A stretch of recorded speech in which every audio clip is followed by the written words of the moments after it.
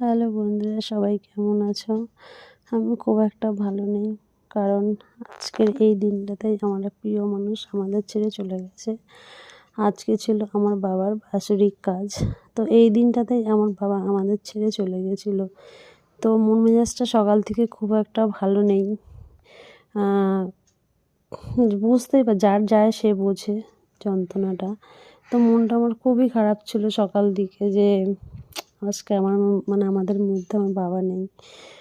তো যাই হোক, সকাল সকাল বাবার কাজ করতে যাওয়ারই ছিল। তো এই দেখো বেরিয়ে পড়েছি আমি, মা, বৌদি আর দাদা আর মেয়ে গঙ্গায় যাব বলে। তো গঙ্গায় পৌঁছে গেছি, গিয়ে এবার দাদা ব্রাহ্মণের সাথে কথা বলে নিয়েছে।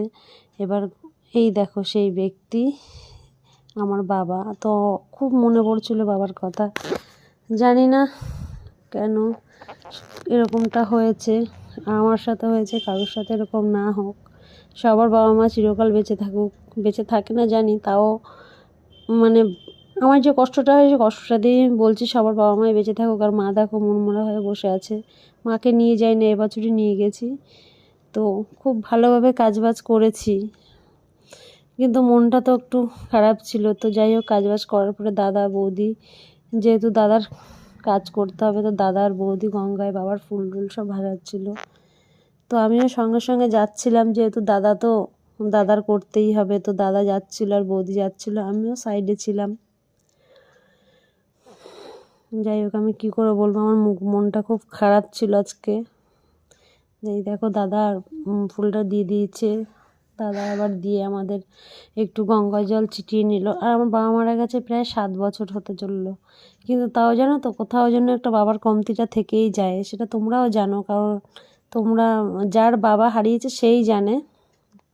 আমার তো খুব খুব আজকে কষ্ট ছিল দিনটা, কিন্তু কান্নাও পাচ্ছিল। আবার ভাবছিলাম, অনেকে বলে কান্না করলে নাকি তার মানে কি খারাপ, ওই জন্য সেটাই মানিয়ে নিয়েছি। আর এই দেখো বাবার কাজ করার পরে বলে 10টা-20টা বাচ্চাটার খাবার দিতে হয়। তো আমি এই যে খাবার নিয়ে পৌঁছে গেছি, আর জানো তো এখানে একটা এমন ঘটনা ঘটেছে, মনটা আরও খারাপ হয়ে গেছে। এই যে বাচ্চাটাকে আমি খাবার দিচ্ছিলাম, বাচ্চাটা না দুটো চোখে দেখতে পায় না, একদম দেখতে পায় না। তো ওইটা দেখে আরও মনটা খারাপ হয়ে গেছে আমার।